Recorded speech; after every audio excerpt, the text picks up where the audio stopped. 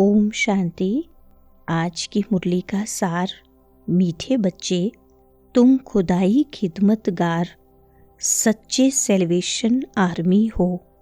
तुम्हें सबको शांति की सेल्वेशन देनी है। प्रश्न है, तुम बच्चों से जब कोई शांति की सेल्वेशन मांगते हैं तो उन्हें क्या समझाना चाहिए? उत्तर है, उन्हें बोलो, बाप कहते हैं, क्या अभी यहाँ ही तुमको शांति चाहिए? यह कोई शांति धाम नहीं है। शांति तो शांति धाम में ही हो सकती है, जिसको मूल वतन कहा जाता है। आत्मा को जब शरीर नहीं है तब शांति है। सतयुग में पवित्रता, सुख, शांति सब है। बाप ही आकर यह वर्षा देते हैं। तुम बाप को याद करो। सुनते हैं मुख्य पॉइंट्स।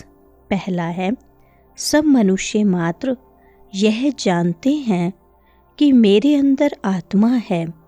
जीव आत्मा कहते हैं ना।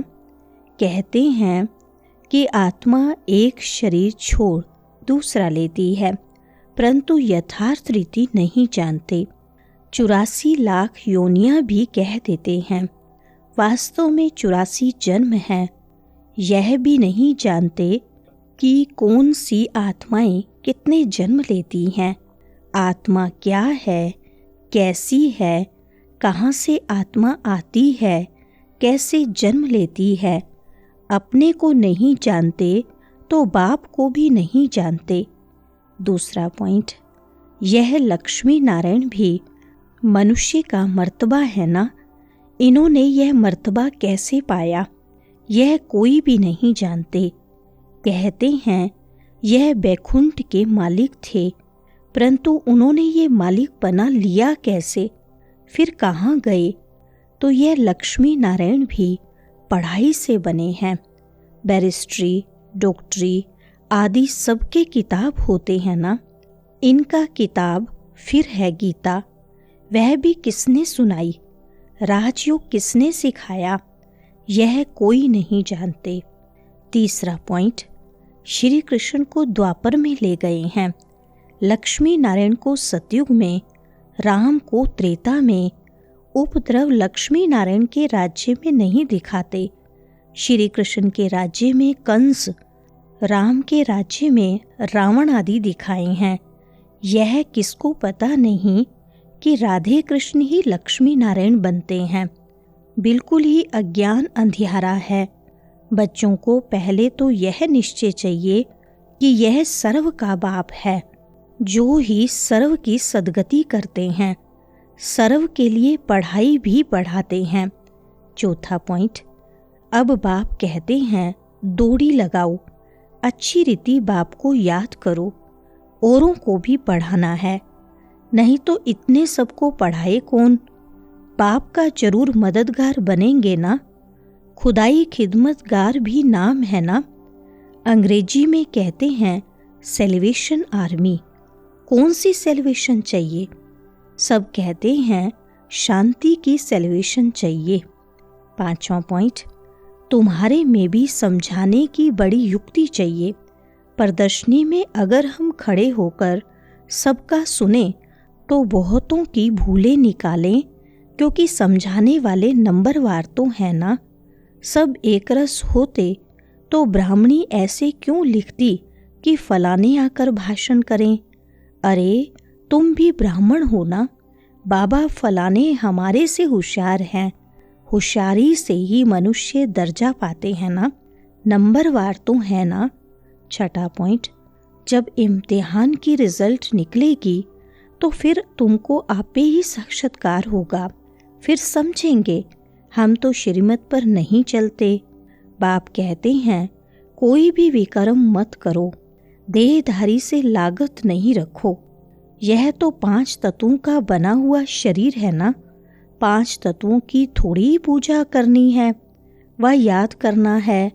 भल इन आँखों से देखो, परंतु याद बाप को करना है।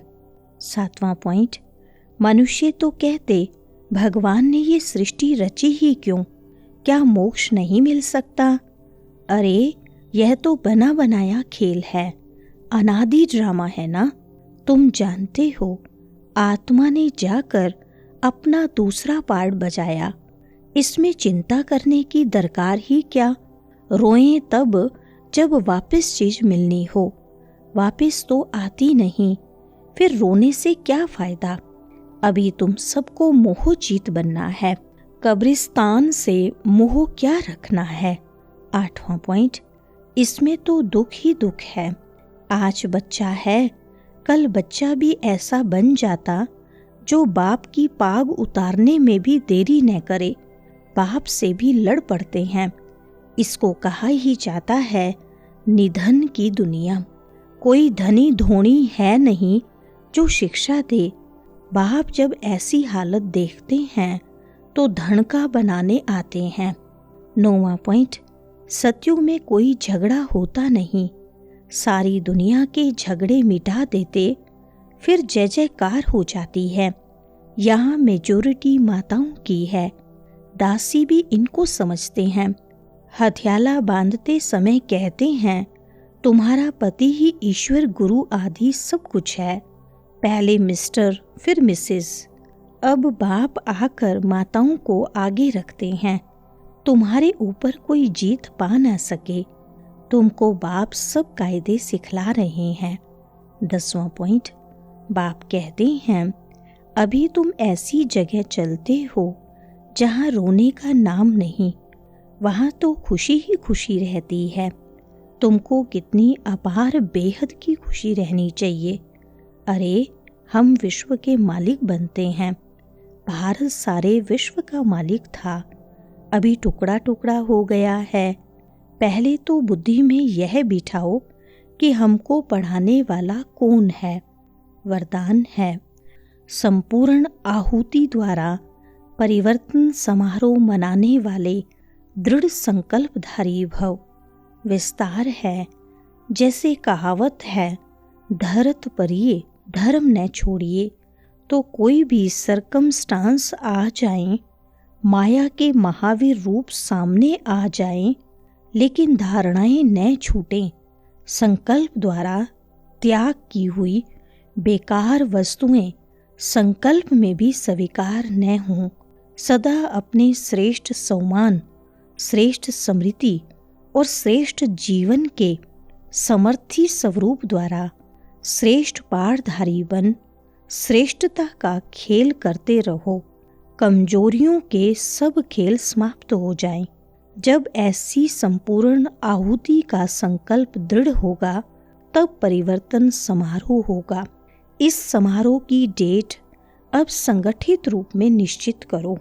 स्लोगन है, रियल डायमंड बनकर अपने वाइब्रेशन की चमक विश्व में फैलाओ।